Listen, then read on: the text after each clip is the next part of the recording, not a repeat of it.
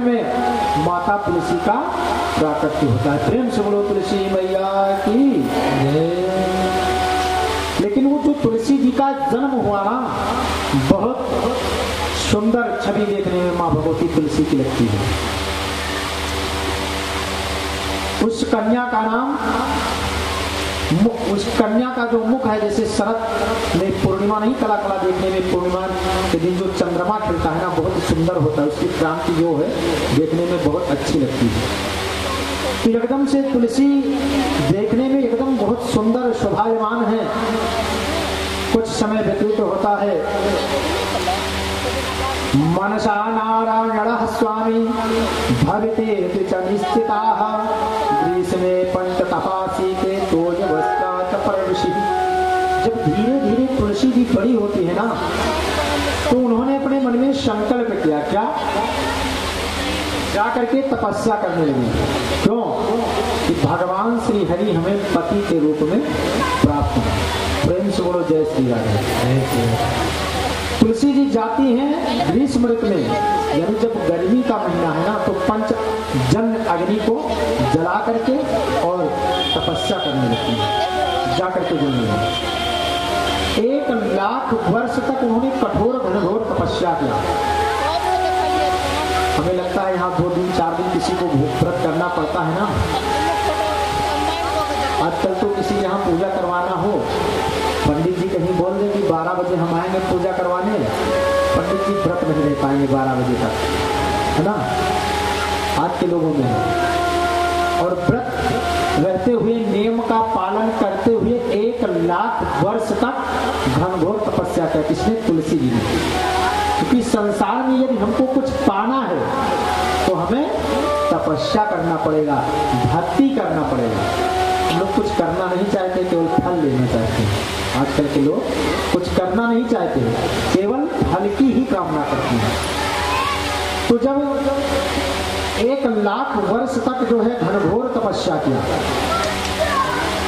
और क्या संकल्प किया हमने बता नहीं था कि अगर किसी चीज की आपको आवश्यकता है तो कोई भी पूजा पाठ जब तक जो भी आप करेंगे उसमें सर्वप्रथम आपको संकल्प करना पड़ेगा कि हमारी कामना क्या है।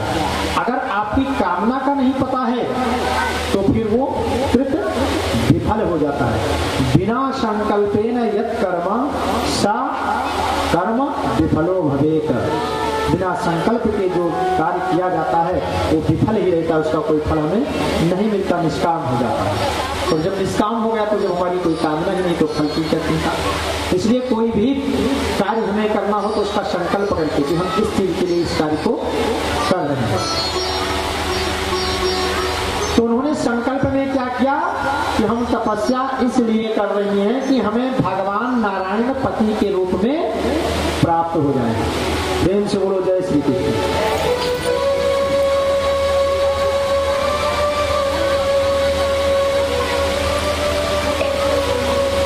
कुछ समय जब व्यतीत हो जाता है, 30 सहस्त्र वर्षं चा पत्राहार तपस्विनी, 20,000 वर्षों तक ऐसा तप किया कि केवल फल ही ग्रहण किया, बाकी कुछ नहीं खाया। और उसके बाद में जब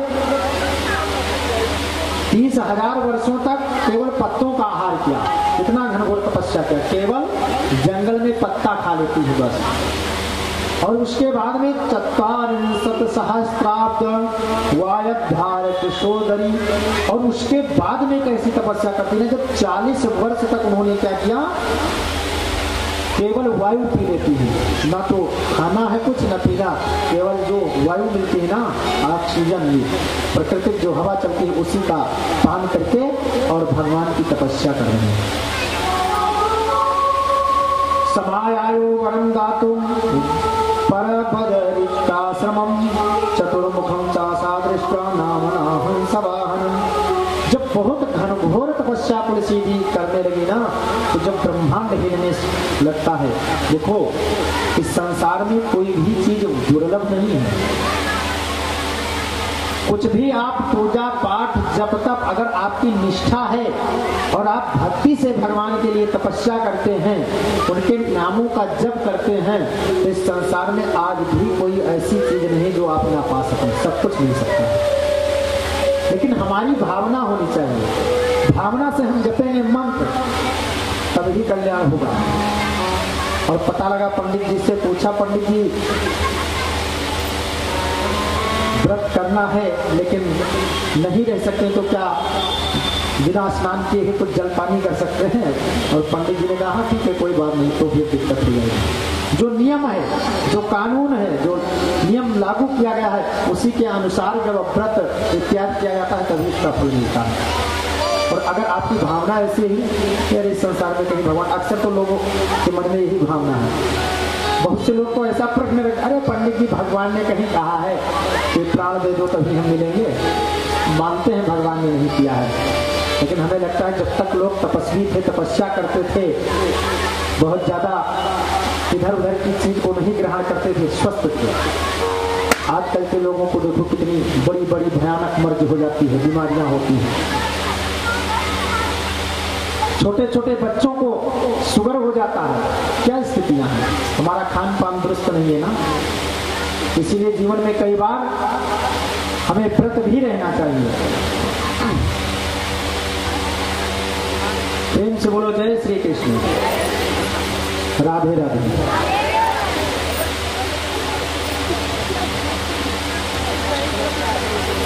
तो घनघोर जब तपस्या किया तुलसी जी ने, तो फिर ब्रह्मा जी को आना पड़ा। और जब ब्रह्मा जी आते हैं, प्रकट है, और तुलसी जी से कहा वरम ब्रूहि, वरदान मांगो, क्या चाहिए आपको? वरम विष्णुरेश कुलस्य यत्ते मानसी वांछितम हरिभक्तम हरेर्दासम जरात्मा। महाराज आपको कौन सा, किस लिए आप तपस्या की है, उसका बताओ, क्या चाहिए आपको? वरदान मांगो। ब्रह्मा जी प्रसन्न होते हैं उनकी तपस्या से और आते हैं। तब तुलसी जी ने कहा श्रोतात प्रवक्ष्यामि यन्मे मानसि मनसि वांछितम्। कहा हमें क्या चाहिए जो हमारा वांछित, जो हमारे मन में विचार है, वो तो आप जानते हैं क्योंकि आप देवता हैं।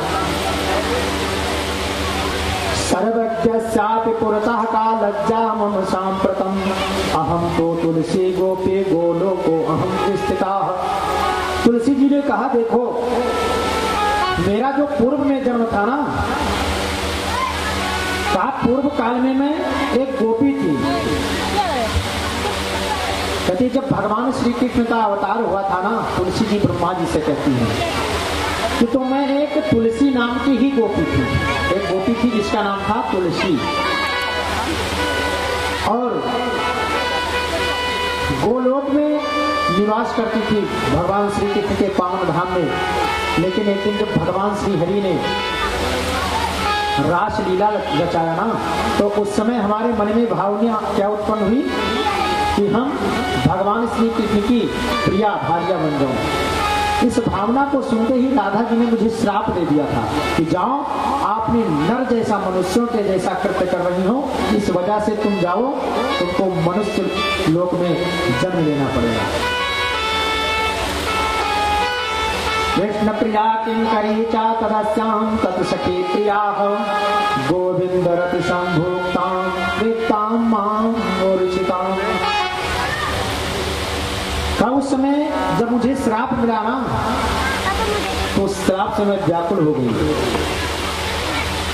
हे भगवान, हे ब्रह्मन, और हमने अपने मन में ऐसा संकल्प लिया है कि उस जन्म में, जिस कारण से हमें इस जन्म में तुलसी के रूप में जन्म लेना पड़ा है, सो हम ये चाहती हैं कि भगवान श्री हरि हमारे पति के रूप में हो। हमारे पति कौन हो?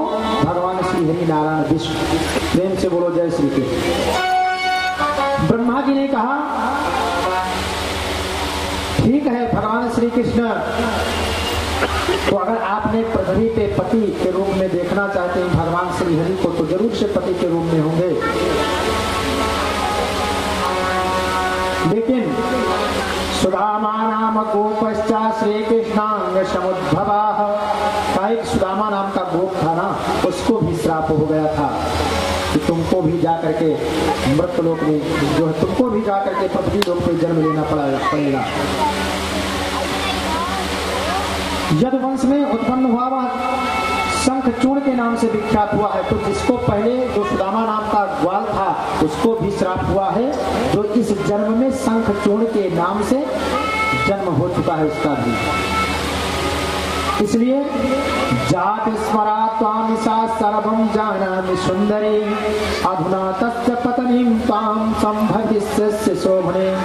और हे तुलसी, तुमको पूर्व जन्म की बात याद है ना कि हमें कहाँ पे श्राप हुआ था?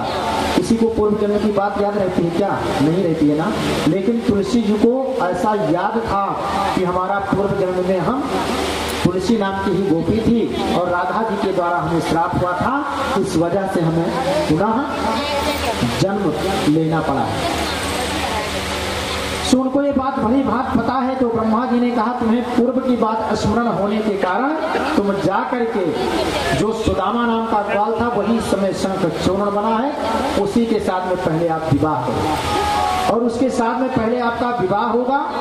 तत्पश्चात भगवान श्री हरि के साथ यानी विष्णु के साथ में भी आपका विवाह होगा। आपके पति भगवान श्री हरि बनेंगे। प्रेम से बोलो जय श्री कृष्ण।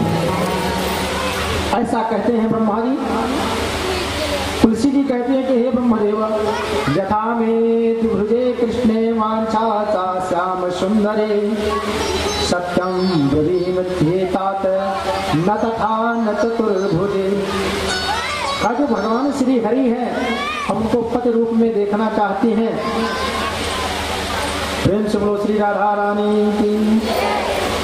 सो ब्रह्मा जी ने कहा गृहाण राधिका मंत्रम ददामि षोडशाक्षरम। ब्रह्मा जी ने कहा देखो तुमको भगवान श्री हरि पति के रूप में मिलेंगे, लेकिन आपको मैं षोडश अक्षर का एक मंत्र देता हूँ। उस मंत्र को जा करके आप जप करो। उस मंत्र को जा करके आप जप करो। पहले इतनी बड़ी तपस्या किया, तब ब्रह्मा जी आए और ब्रह्मा जी भी एक मंत्र दे करके जाते हैं कि इसको जपो।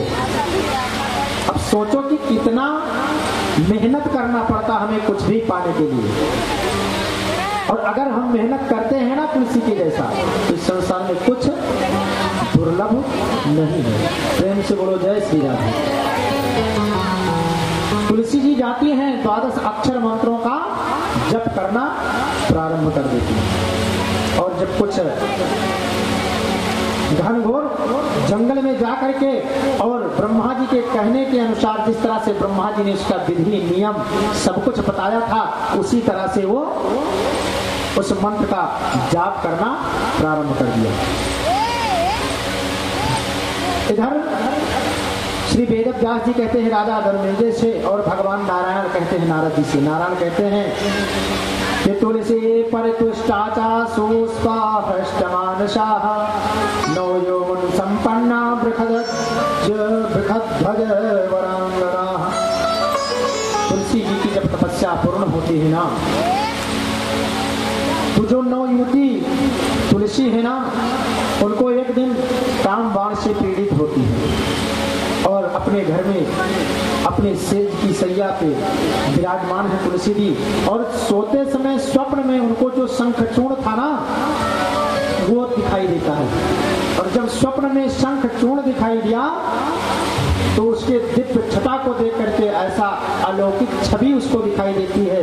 इसको माता जो है तुलसी जी को शंखचूर्ण का। सो तुलसी जी अपने मन में विचार करती हैं कि मेरा विवाह यदि शंखचूर्ण से हो जाता तो बहुत अच्छा रहता। ऐसी भावना उत्पन्न होती है।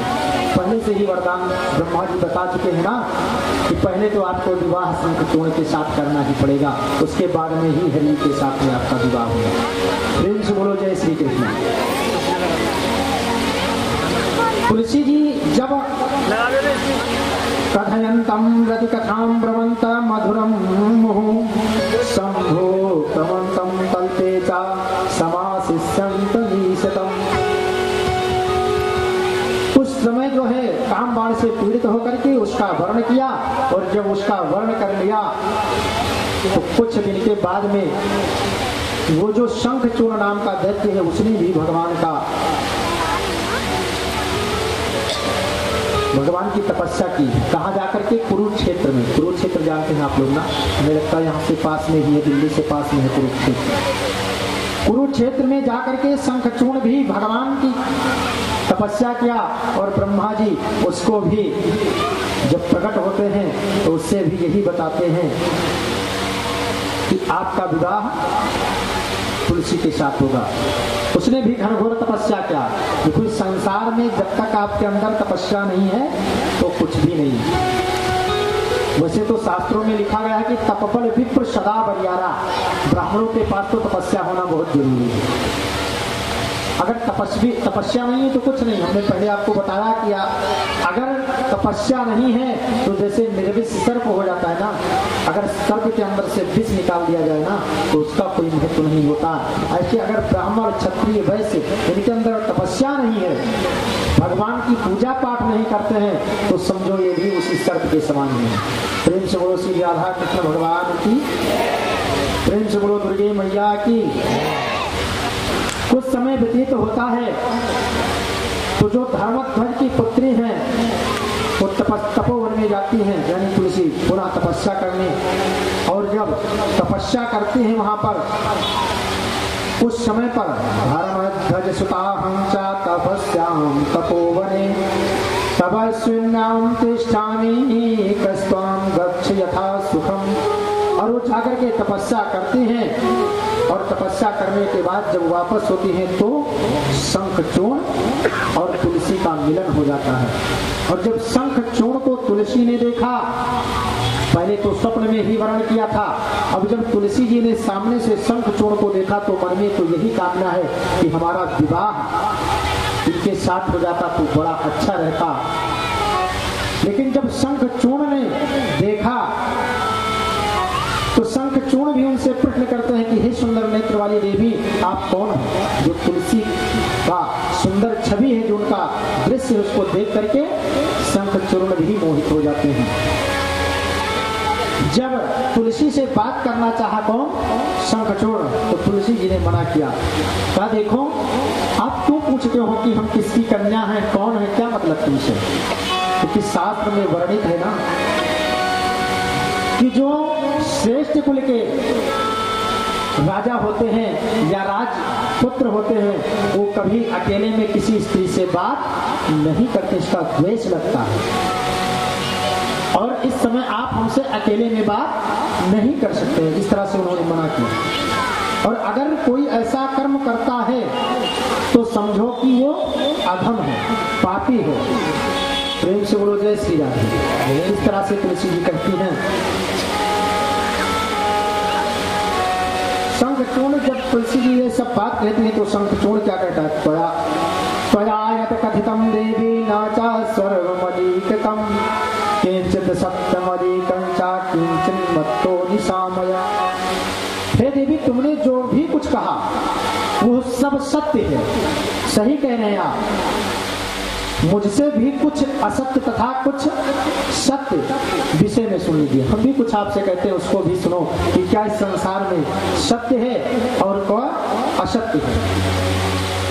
तो शंखचूर्ण ने कहा देखो, जो देवियां होती हैं इनके अंदर भी कई बार मानसिक रूप से तो बात करने की इच्छा होती है, लेकिन ये केवल ऊपर से दिखावा करती हैं। इत्यादि शंखचूर्ण ने कहा। हम ज्यादा इधर प्रकाश नहीं डालना चाहेंगे। प्रेम से बोलो जय श्री राधे। और इतना कहने के बाद में तब तक उस सभा में ब्रह्मा जी उत्पन्न हो जाते हैं, दोनों जी की योगों की जहाँ पे बात हो रही थी, क्योंकि ब्रह्मा जी ने दोनों को भी वरदान दे रखा है। ब्रह्मा जी कहते हैं कि संसार में पहले तो दोनों की जब बात होती है ना तो तुलसी जी कहती कि देखो, शंखचूर्ण कहता कि हे तुलसी, से संसार में व्यक्तियों को सूतक लगता है ना, सूतक लगता है।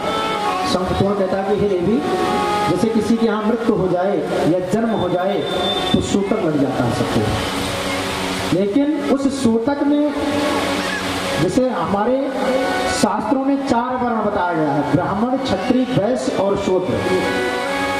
तो इसमें बताया गया है, कहते हैं कि शुद्धो विप्रो दशाहेन जात के मृत के यथा। का चाहे जन्म हुआ हो चाहे किसी की मृत्यु हुई हो, लेकिन अगर वो कोई ब्राह्मण है तो 10 दिन में शुद्ध हो जाता है, और 12 दिन में क्षत्रिय शुद्ध हो जाते हैं, 15 दिन में वैश्य शुद्ध हो जाते हैं, और जो शूद्र होते हैं वो पुरुष तो पूरे जीवन में कभी शुद्ध हो ही नहीं सकता। वो तो केवल एक समय ही शुद्ध होगा, जब उसकी अंत होने के बाद में जब वो चिता में जाएगा तो वही अग्नि उसको शुद्ध करेगी। इसलिए शंखचूर्ण कहता है कि हम एक स्त्री से पराजित नहीं होना चाहता हूँ। अगर हमारे मन में ऐसा विचार आया है कि हम आपसे विवाह करूं तो मैं आपसे विवाह जरूर से करूंगा। प्रेम से बोलो जय श्री कृष्ण। उसके बाद ब्रह्मा जी प्राकट्य होते हैं और ब्रह्मा जी आते हैं। किम करो शंखचूर्ण संवाद मनया सह। ब्रह्मा जी ने कहा कि संवाद करने से कोई फायदा नहीं है। आप दोनों लोग पूर्व में जब द्वापर में कृष्णावतार हुआ था वहां से श्रापित है, वो कार्य तो आपको पूर्ण ही करना है। इसलिए यहाँ पे आपको बात करने का ज्यादा समय नहीं है। सो ब्रह्मा जी ने क्या किया, कहा तुम दोनों गंधर्व विधि से विवाह करिए। गंधर्व विधि से ब्रह्मा जी ने दोनों का विवाह करवा दिया। गंधर्वेण विवाहेन त्वं चास्य ग्रहणं कुरु पुरुषेश्वास्य रत्नं त्वां स्त्रीषु रत्नं त्वयीषति। ब्रह्मा जी ने गंधर्व विधि से विवाह करवाया। और जो विवाह करने के बाद में कुछ नियम होता है ना, एक स्त्री का धर्म क्या है उसको बता देते हैं तुलसी को ब्रह्मा जी। और एक पुरुष को स्त्री के साथ में क्या बर्ताव करना चाहिए। ये थोड़ी है कि केवल स्त्रियों को पैर की जूती बना करके रखो, ऐसा नहीं। जो विधि है शास्त्र का उसी अनुसार से ब्रह्मा जी ने बता दिया। कई बार कई लोग स्त्रियों को सम्मान नहीं देते हैं, लेकिन शास्त्र का कुछ नियम है। जो माताएं हैं कई तरह से शास्त्र विधि से जो पूजने योग्य कर्म करते हैं वो पूजनीय भी है। क्योंकि यत्र नार्यास्त पूजन्ते नमन्ते तत्र देवता। जहाँ पे स्त्रियों को सम्मान मिलता है, पूजन होता है, वहाँ पे देवताओं का वास होता है। ऐसा संतगण कहते हैं। यत्र नार्यास्त पूजन्ते रमन्ते तत्र देवता। लेकिन जब पूजने योग्य कर्म हो उनका तब पूजनीय है। और पता लगे पति जी के आते ही 4 गाली देती हूँ तो पूजा करने के योग्य नहीं है। हर एक व्यक्ति अपने कर्म के अनुसार ही तो पूजा जाता है। हमने क्या बताया, अगर कर्म अच्छा है तो फल अच्छा मिलेगा। इसलिए ब्रह्मा जी ने दोनों की विधि बताते हैं। क्योंकि अगर जो विवाह होता है ना 7 वचन 5 वचन पंडित जी बताते हैं, अगर वो बात जीवन में व्यक्ति उतार लेना तो हो सकता है कि पति और पत्नी में जीवन में कभी झगड़ा नहीं हो सकता, सुनिश्चित है। लेकिन हम लोग क्या करते हैं, पहले तो वीडियो कैमरा जयमाल में फोटो खिंचाने में बिजी रहते हैं और उसके बाद में जब थोड़ा चल पाएगी क्या। इसीलिए पति और पत्नी दोनों एक के पूरक होते हैं। जैसे कि आप लोगों ने देखा होगा जब कभी आप लोग पूजा पाठ करते हैं ना तो पंडित जी ग्रंथ बंधन करवाते हैं और क्या कहते हैं ना कि पति और पत्नी मिला करके एक माने जाते हैं। क्यों? क्योंकि बिना पत्नी के पति का जीवन अधूरा होता है और बिना पति के पत्नी का जीवन अधूरा होता है। ये दोनों एक के पूरक हैं। जब विवाह होता है तभी व्यक्ति पूर्ण होता है। अच्छा, वैसे भी हम एक चीज अनुभव में देखते हैं, इस संसार में जिसके पास पत्नी है वो केवल दुखी हो सकता है। ध्यान देना, जिसके पास पति है पत्नी है वो केवल दुखी हो सकता है। इसलिए ये खर्चा वो खर्चा इन सब चीजों से ज्यादा मेहनत करना पड़ सकता है। लेकिन जिसके पास पत्नी नहीं है वो महादुखी है, पक्का है। क्यों? क्योंकि जो भाई बहन के बेटे होते हैं ना, बूढ़े हो जाएंगे वहां तक, अरे दादाजी ये काम कर लेते। हमें सम्मान तब मिलता है जब हमारा विवाह हो जाता है, हमारी पत्नी हमारे साथ रहती, तभी हम पूर्ण होते हैं। तो सम्मान तो हमें तभी मिलेगा। आप लोगों ने भी ऐसा देखा होगा, कईयों लोगों को ऐसा देखा होगा कि जिसका विवाह नहीं हुआ है ना तो कोई भी कोई काम के लिए भेज देगा, ये नहीं देखागा। बच्चे भी ऐसा नहीं देखते हैं कि हमसे बड़े हैं इनको हम कैसे कहते हैं, दादाजी ये काम करना है आप कर लीजिए। तो सम्मान हमें जब हमारी धर्म पत्नी होती है साथ में तभी मिलता है। ब्रह्मा जी ने दोनों के नियम को समझाते हैं कि आपको क्या करना है, शंखचूर्ण और तुलसी को क्या करना है। दोनों को समझाया, कहा देखो जो स्त्री होती है ना उसको जीवन में एक ही संकल्प करना चाहिए, क्या? एक ही पति, एक व्रत नेमा, काय वचन मन पति पग प्रेमा। इस संसार में हमने बताया कि पत्नी के लिए उसका पति ही भगवान है, ऐसी भावना हमारी होना चाहिए। लेकिन दोनों टाइम करेंगे, कहीं भगवान को जाए तो माथ में चंदन लगाएंगे, हाथ पैर भी भगवान मूर्ति जी को लपेट दे, लेकिन अगर पति जी कहते कि हमारा पैर दबा दीजिए ना, तो मैं पहले से बहुत परेशान हूँ, तमाम सा काम पड़ जाता है। ध्यान रखना, जीवन में आपका जप तप व्रत नियम तब पूर्ण है जब आप अपने पति का पूर्ण डोमेन से सेवा करती हैं, तब, अन्यथा उसका कोई महत्व नहीं है। इसलिए जीवन में हमें कुछ भी करें, चलो ठीक है, बात बात में कोई बात हो गई तो हो गई, लेकिन पति तो हमारे लिए भगवान है, ऐसी भावना रखना ही हमारा पावन धर्म। अन्यथा ये सब पूजा पाठ कोई काम नहीं आएगा। प्रेम से बोलो जय श्री राधे। आज तुलसी को और शंखचूर्ण को भी बताते हैं नियम कि जो आपकी पत्नी है ना, आपको कोई भी खर्च इत्यादि करना है, कोई व्यापार इत्यादि करना है ना, तो उसमें आप भी इनसे जो है सलाह लेंगे, नहीं अपने मन से जो मन में आए कर दें, क्योंकि पत्नी हमारी वामांगनी है ना, आपकी पत्नी वामांगनी है, इसलिए उसका भी फर्ज बनता है, हमारे आधो आपका हिस्सा है इसका, है ना। तो शंखचूर्ण को भी उस नियम का कानून के बारे में बताते हैं। विवाह संपन्न हुआ, दोनों लोग अपने अपने यथाउचित स्थान पर जाते हैं, वास करने लगते हैं। कुछ दिन की जब समय व्यतीत हुआ ना, प्रेम से बोलो जय श्री कृष्ण। आइए कुछ क्षण हम सब भगवान नाम संकीर्तन करते हैं, माँ भगवती के नामों का गुणानुवाद, उसके बाद में अग्रिम कथा आप लोगों को सुनाई जाएगी। प्रेम से बोलो श्री दुर्गे मैया की।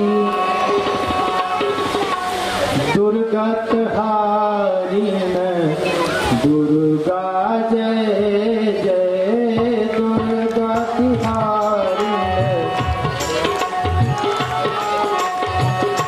दुर्गत हारिण दुर्गा जय जय, दुर्गत हारिण दुर्गा जय जय, दुर्गत हारिण दुर्गा जय जय, काल विनाशिन काली जय जय, काल विनाशिनी काली जय जय, उमा रमा ब्रह्माणी जय जय, उमा रमा ब्रह्माणी जय जय, राधा रुक्मणी सीता जय जय, राधा रुक्मणी सीता जय जय, दुर्गत हारिण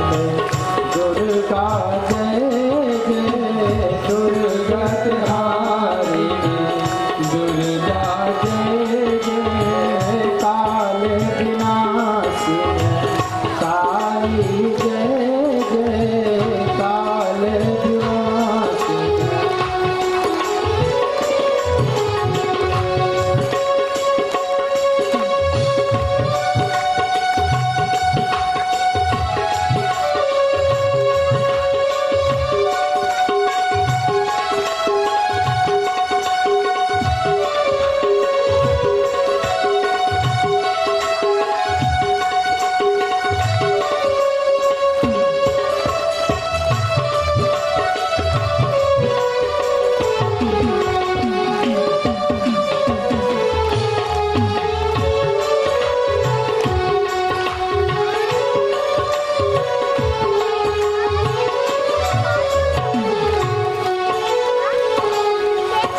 प्रेम से बोलो श्री राधा रानी की। आइए अपने मुख्य प्रसंग पे चलते हैं। कथा बहुत लंबी है, गंतव्य तक पहुंचना है। प्रेम से बोलो जय श्री राधे। राधे बोलते समय आप लोगों को थोड़ा डर लग रहा है, जैसे बोलो राधे राधे।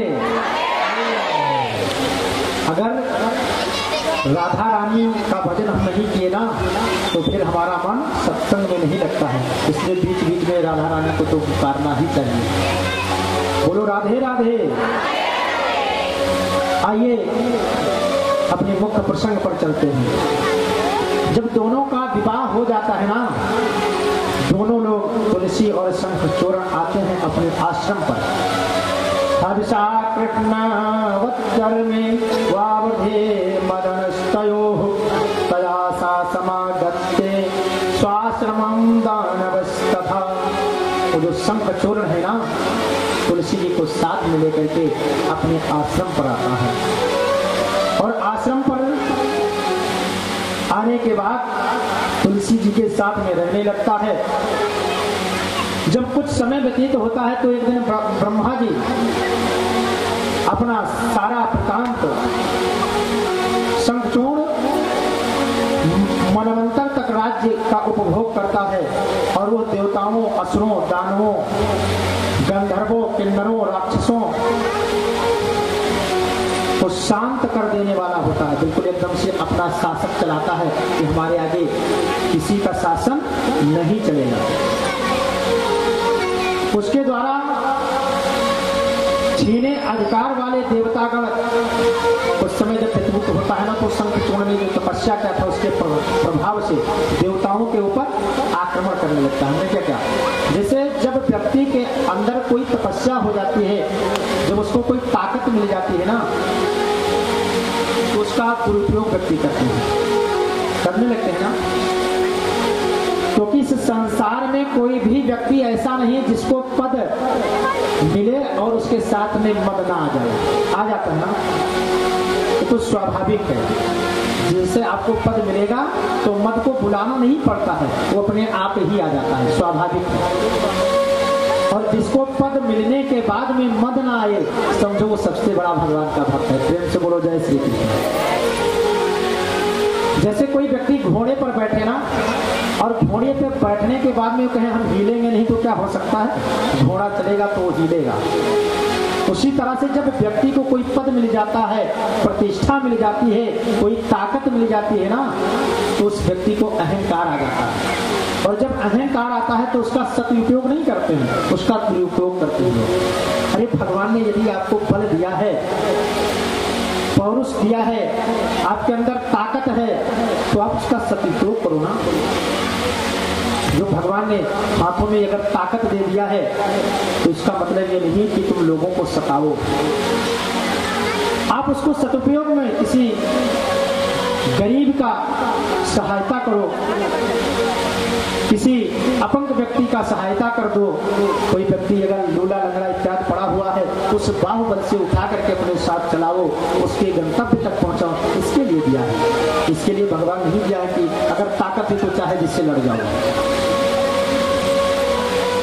और अगर आपके पास धन है, भगवान ने अगर कृपा किया और धन दिया ना, तो उस धन को सदुपयोग करो। सदुपयोग का मतलब जानते हैं? अरे स्त्री, पुत्र, परिवार का पालन पोषण, एसी के रूम में शयन करना, इसके लिए भगवान धन नहीं देते हैं। धन इसलिए परमात्मा देते हैं कि आप इस पृथ्वी पे जाकर के धर्म करो। और अगर आपका धन धार्मिक नहीं है, एक बात जीवन में याद रखना, अगर आपने किंचित अधर्मी धन कमा लिया है ना, तो फिर वो नुकसान करेगा। लोग कहते नहीं है कि अन्याय से कमाया हुआ धन वो फूट फूट करके निकलता है। लोग गांवों में कहावत कहते रहते हैं ना कि बहुत भयानक भयावह होता है। जैसे लोग परेशान है ना, आज इस दुनिया में लोग जो परेशान हैं, लोगों का मानना है अरे एक बार भगवान के समीप जाओ और उनसे हृदय से ये कह दो कि प्रभु हमने जो जीवन में गलतियां किया है उसको क्षमा करो। हमें तो लगता है जितना रोग मर्ज है सब कुछ सही हो जाएगा। हम अन्याय का कमाते हैं, किसी को दुख दे करके अगर हम लाते हैं ना, तो फिर हमें बुद्धि हमारी जो है दुष्कृत हो जाएगी। क्या हो जाएगा? हमारी बुद्धि काम करना बंद कर देगी, हम अनर्गल काम ही करेंगे। अन्याय से कमाया धन या अन्याय से आया हुआ धन या उससे खरीदा हुआ अन्न हम खा लेते हैं ना, तो हमारा मन दूषित हो जाता है। एक गांव में लोग कहावत कहते हैं, जैसे खियो अन्न वैसे रही मन। ये हमारे अवधी भाषा में कहते हैं जैसे खियो अन्न वैसे रही मन। जिस तरह से आप अन्न ग्रहण करेंगे, कहाँ से धन आ रहा है, कैसे हम उसको कमा रहे हैं, कहीं ऐसा तो नहीं किसी के यहाँ से हम डकैती डाल के लाते हैं। हमारे बच्चे बर्बाद हो जाएंगे महाराज अगर हम दूषित अन्न लाते हैं, बच्चों को खिलाते हैं ना, उसकी बुद्धि विस्तृत हो जाएगी। एक दृष्टांत बताऊं आपको ना, एक राजा थी, राजा के यहाँ पहले का नियम था ना, राजा के यहाँ से लोग लगान वसूलते थे, जो कर कहते हैं, कर वसूली होती थी।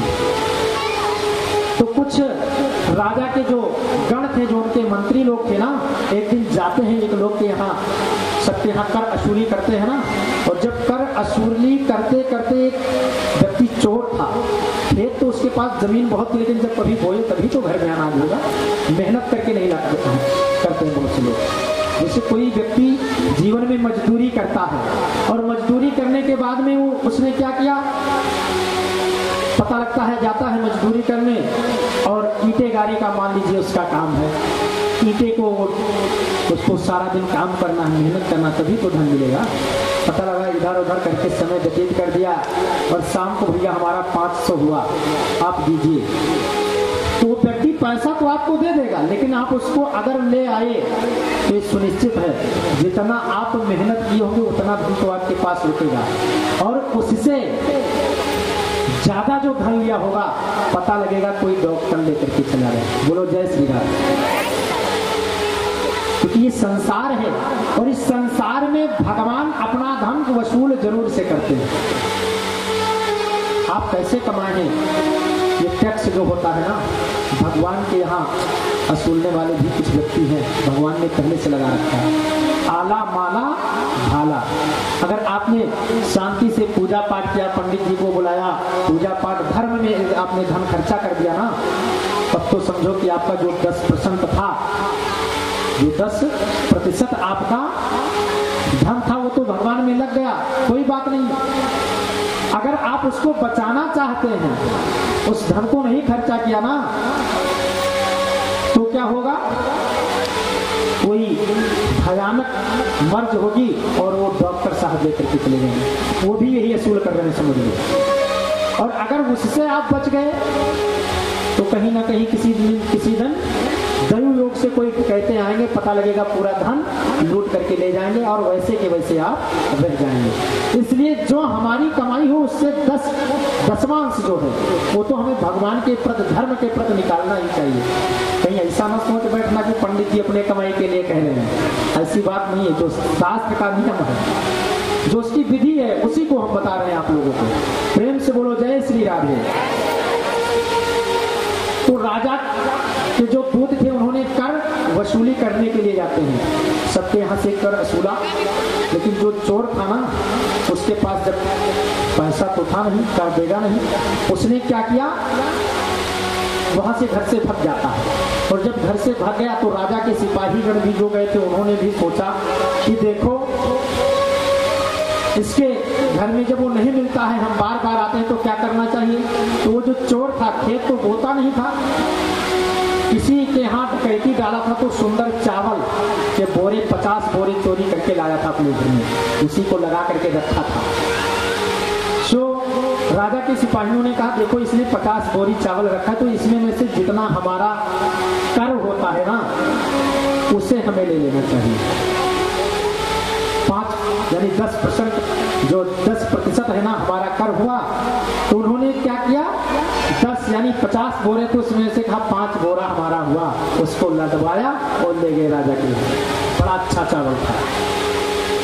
उस चावल को जानते हो क्या किया, राजा ने कहा बड़ा सुंदर चावल है, किसके यहाँ से लाए हो। बता, राजा को क्या पता कि चोरी का धन है। सो राजा जी ने कहा कि ये चावल ऐसा करो कि कल सुबह होते ही पहले बनवाओ इसको अच्छे से, और बनवाने के बाद पहले पंडित जी लोग हैं पहले इनको ग्रहण करवाओ। जब हम कोई काम करते हैं ना, कहते हैं ब्राह्मण को भोजन करवाएं सर्वप्रथम, पूजनीय है ब्राह्मण इसलिए। तो राजा ने क्या किया, भोजन सुबह बना, राजा ने सर्वप्रथम उनके घर में जो पंडित जी आते थे पूजा करने, उस चावल को बनवा करके पहले ही पंडित जी को भोग लगवाया, और पंडित जी ने जो चावल को खाया, पंडित जी की बुद्धि दुष्कृत हो जाती है। इतना अच्छे पंडित जी, विद्वान, 4 वेद 6 शास्त्र 18 पुराण के ज्ञाता, और दिमाग तुरंत घूम गया। भोजन करते करते पंडित जी ने देखा कि रानी का जो हार है ना, वो खूंटी पे आगे टांगा हुआ है। उन्होंने क्या किया, पंडित जी ने भोजन किया, उसके बाद में उस रानी के हार को, क्योंकि चोरी का धन खाया था, इस वजह से मन में चोरी करना, ऐसी भावना उत्पन्न हुई कि हमको भी चोरी कर लेना चाहिए। राजा महाराज पंडित जी ने क्या किया, उस हार को ले लिया और हार को लेकर के अपने घर में चले जाते हैं। भोजन बना, सभी लोग खाया, सभी की बुद्धि तो दुष्कृत है, लेकिन हार को पहले पंडित जी गायब कर चुके हैं। अगले दिन जब रानी ने देखा यहाँ पे तो मेरा हार था, किसने ले गया, कौन लिया, जितने नौकर थे सबका नंबर लगा पूछने में, किसने लिया। अरे कितने नौकरों को तो इतने हंटर पड़ गए ना कबुलवाने के चक्कर में, यही सब चोरी किए होंगे, क्योंकि पंडित जी तो पंडित जी हैं, उनके ऊपर किसी का दिमाग ही नहीं जा रहा, पंडित जी ले जा सकते, पंडित जी ने तो कभी ऐसा कुछ किया नहीं। अब क्या हुआ, उस हार को ले जाकर के पंडित जी ने घर में रखा, लेकिन जब पंडित जी अगले दिन सुबह उठे, स्नान किया, जो है फ्रेश होते हैं, स्नान किया और जैसे अपना संध्या पूजन किया, तो जो उसका अंश था शरीर से जब वो बाहर निकला, तो तुरंत पंडित जी की बुद्धि एकदम से शांत हुई, अरे हमने इतना बड़ा पाप कर दिया, रानी के हार को हम चोरी करके ले आए। लेकिन जब तक पंडित जी अपना पूजा पाठ किए पहुंचे, तब तक देखा वहां पे तमाम से जितने लोग थे उनको मार मार करके राजा के सिपाही खड़ा किए, किसी का हाथ पैर बांध करके हंटर के ऊपर हंटर बरस रहा। अरे पंडित जी पहुंचे, दौड़ते हुए राजा से कहा, अरे राजन बंद करो, ये सब क्या हो रहा है। राजा ने मार पड़ना बंद हुआ, तो पंडित जी ने पहले राजा से प्रश्न किया, ये बताओ कि जो आपने कल चावल बनवाया था शाम को, वो कहाँ से आया था, क्या वो चावल आपके घर का था। राजा ने अपने सिपाहियों को बुलाया, सिपाहियों ने आकर के कहा नहीं, ये चावल तो हम फला व्यक्ति के यहाँ से लेकर के आए हैं। उसको बुलाया गया, उससे पूछे तुम ये चावल कहाँ से लाए। उसने कहा देखो हमारे पास केवल जमीन है, बोते नहीं, कौन इतना मेहनत करेगा, हम तो चोरी करके लाए थे। बस बताया एक सेठ जी के यहाँ से हम चोरी करके लाए थे। अच्छा, पंडित जी ने कहा देखो ये जो आपका चोरी किया हुआ अन्न हमने खाया, इस वजह से हमारी बुद्धि दुष्कृत हुई और हम ही ने रानी के हार को लेकर के चले गए थे। इसलिए जीवन में लोग कहते हैं कि जैसे कही हो अन्न वैसे रही मन। जीवन में दूषित अगर आपने धन खा लिया है, आपने मेहनत नहीं किया, अन्याय से कमाया हुआ अगर आपने धन खाया है, तो कहीं ना कहीं वो आपकी बुद्धि को दूषित करेगा। इसलिए अगर कोई दान भी दे रहा है तो सोचना चाहिए कहीं ऐसा तो नहीं है कहीं से डकैती डाल के लाया हो, दान कर रहा हो, है ना। दान भी बहुत सोच समझ करके लेना चाहिए, किसी का अन्न भी बहुत सोच समझ करके खाना चाहिए। पहले उस पर दृष्टि जाना चाहिए कि कहीं ऐसा तो नहीं है पापी धन है, हमारी बुद्धि को खराब कर दे। आज ये जो संसार के नियम है ना, हम जैसे जीवन में क्या याद रखना चाहिए कि हमें किसी का एक भी पैसा नाजायज पर नहीं खर्च करवाना है, हम किसी के नाजायज को धन को नहीं लेंगे। बोलो जय श्री राधे। अगर हमने जीवन में किसी के धन को खाया तो हमें उसको बड़ी बुरी तरह से भुगतना पड़ता है।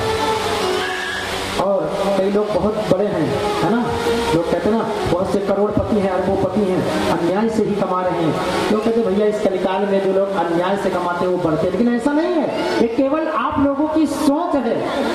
संसार के लोगों की केवल एक सोच हो सकती है। हम तो यही जानते हैं, अन्यायोपार्जेन लक्ष्मी 10 वर्षेण तिष्ठति। अन्याय से कमाया हुआ धन केवल 10 वर्ष तक आपको खूब बढ़ाएगा, लेकिन जैसे 11वां वर्ष लगेगा ना, एक ही व्यक्ति पता लगेगा, कोई आईसीयू में जाएगा, चाहे आप अरबपति हो, चाहे खरबपति हो, चाहे करोड़पति हो, वो वहीं पर तुरंत चला जाएगा। बोलो जय श्री राधे। तो ऐसा धन कमा करके हम क्या करें? हम तो माता भगवती से इतना ही प्रार्थना करते हैं कि साईं इतना दीजिए सीधा कुटुंब समान, मैं भी भूखा न रहूं, साधु न भूखा जाए। है ना? कई बार हम लोगों के अंदर ऐसी अभिलाषा होती है कितना जल्दी बड़े बन जाए। अरे यदि आपको बड़ा ही बनना है तो प्रभु से प्रार्थना करो ना कि आप चोरी डकैती बदमाशी करके बड़े बन पाओगे। नहीं, किसी ऐसा विचार कभी नहीं आना चाहिए कि हम दूसरे के धन को हड़प करके हम बड़े बने। भगवान से प्रार्थना करो। हमको तो लगता है हमारे श्याम सुंदर, हमारी भगवती आपकी कौन से अभिलाषा को नहीं पूर्ण कर देंगे, सब कुछ मिल जाएगा। सुदामा जी ने तो कभी धन की इच्छा व्यक्त भी नहीं किया था, तो केवल भगवान के दर्शन की लालसा थी कि हमें श्री गोविंद जी के चरणों का दर्शन होता रहेगा। हम लोग भक्ति करते हैं ना, लेकिन कई बार भटक जाते हैं भक्ति से। क्या करते हैं? 10 दिन पूजा पाठ करेंगे, काम नहीं हुआ, भगवान क्या साथ देते हैं। अभी हमने बताया तुलसी जी ने 1 लाख वर्ष तक तपस्या किया, तब ब्रह्मा जी आए, भगवान का दर्शन नहीं। जैसा हूँ, अच्छा हूँ या बुरा हूँ या भला हूँ, लेकिन आपका दास हूँ, आपके चरणों में हूँ, हे माँ भगवती कृपा करो। तो क्या नहीं दे देंगी आपको? जीवन में हमारी भावना कैसी होनी चाहिए? इस तरह से कि हम जितना मेहनत करें उतना ही हमें चाहिए। अगर आपने अन्याय का कमाया तो बड़ी समस्या, क्योंकि संसार के लोग दुखी भी हैं और पूरे संसार का नाम क्या है? दुखालय। इस संसार का क्या नाम है? दुखालय। इस संसार में जितने के जितने व्यक्तियों ने जन्म लिया है ना, सब के सब दुखी हैं। कैसे दुखी? कोई तन दुखी, कोई मन दुखी, और कोई धन बिन राहत उदास, और थोड़े थोड़े सब दुखी, सुखी राम के दास। कोई तन दुखी, तन से कौन दुखी है? आप देखते हैं बड़े बड़े सेठ महाजन हैं, करोड़ों की संपदा है, अरबों खरबों रोज आते हैं, लेकिन डॉक्टर साहब ने बता दिया शुगर है, 500 से नीचे शुगर नहीं आ रहा। और अगर कहीं घी में चुपड़ी रोटी आपने खा लिया तो जय जय सीताराम हो जाओगे भैया, कोई बचाने वाला नहीं है। तन से दुखी, सब कुछ है, करोड़ों आ रहा है, खा नहीं पा रहे, ये शरीर साथ नहीं दे रहा है। अरे जब शरीर नहीं साथ दे रहा है ना, तो हमें ऐसे क्या करें हम इस धन को लेकर के? अरे हम कमाएं भी, कमाते कमाते अपना अन्याय करें, बुरा करें, लोगों के साथ भला करें, और उसके बाद में हम उसको खाने को भी न जाए तो क्या फायदा? ऐसा धन कमाने से कोई लाभ क्या? नहीं। कोई मन दुखी, और मन से कौन दुखी? पता लगता है एक ही बेटा है सेठ जी को, अपने मन में विचार कर रहे हैं इस समय आएगी और अच्छे खानदान से बेटे की शादी करेंगे हम,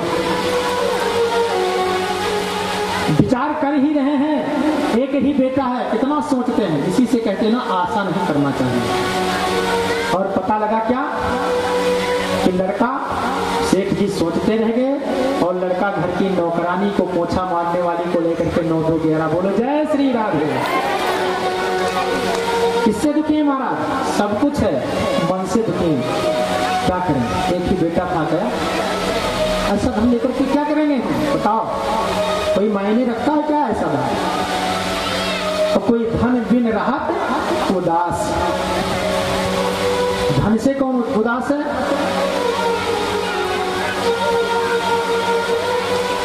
धन से उदास है जैसे एक मजदूर को आप ले लीजिए ना, 10-10 मंजिल पे चढ़ता है, रास्ता बांध करके ऊपर शीशा लगाने के लिए, पुताई करने के लिए।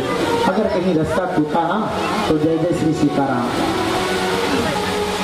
और शाम को उसको अगर 500 रुपए मिलते हैं मजदूरी की ना, तो बताओ 500 में बच्चे को पढ़ाए या कमरे का किराया दे या घर में साग सब्जी इत्यादि की व्यवस्था करे, क्या करे बताओ कौन से? तो किससे होती है? धन से।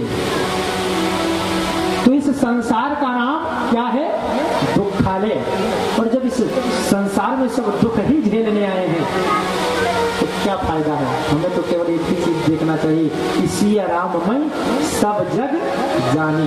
अच्छा, अब आप लोग सोचते होंगे कि भगवान के शरण में जाने के बाद में क्या सुख मिल जाता है?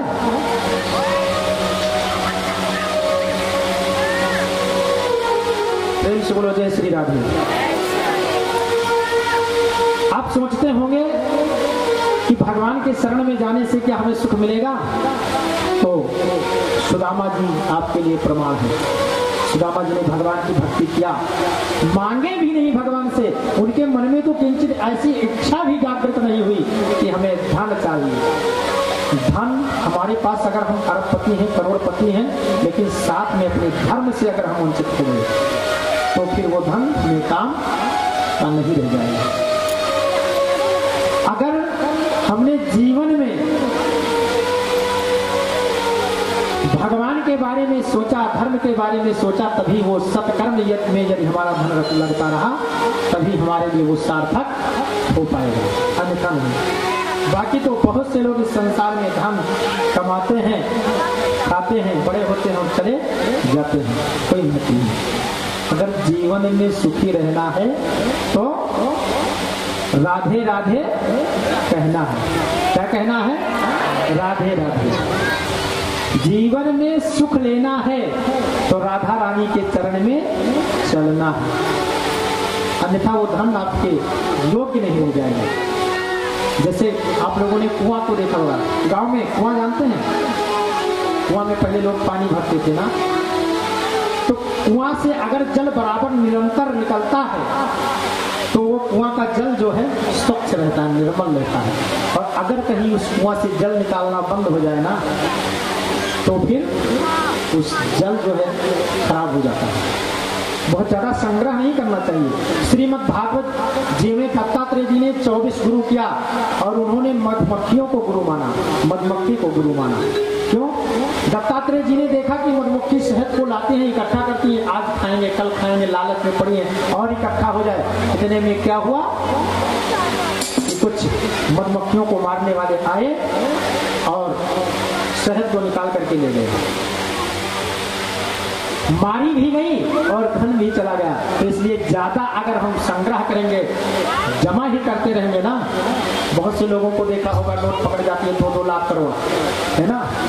ऐसा संग्रह करने से कोई फायदा है क्या? जो ना अपने काम का ना किसी को जोड़ो हमारे राधा रानी से। किसी कवि ने गाया है कि अगर सच्चे सुख की आप कामना करते हो ना तो भगवान की शरण में चले जाओ, मिलता है सच्चा सुख केवल गाते हैं। उसके बाद आगे आपको कथा श्रवण कराई जाएगी। प्रेम से बोलो जय श्री राधे। जय श्री राधे। मिलता है सच्चा सुख केवल भगवान तुम्हारे चरणों में, मिलता है सच्चा सुख केवल भगवान तुम्हारे चरणों में, मिलता है सच्चा सुख केवल भगवान तुम्हारे चरणों में, मिलता है सच्चा सुख केवल भगवान तुम्हारे चरणों में, मिलता है सच्चा सुख केवल भगवान तुम्हारे चरणों में, मिलता है सच्चा सुख केवल भगवान तुम्हारे चरणों में, भगवान तुम्हारे चरणों में, श्री राम तुम्हारे चरणों में, भगवान तुम्हारे चरणों में हो, श्री राम तुम्हारे चरणों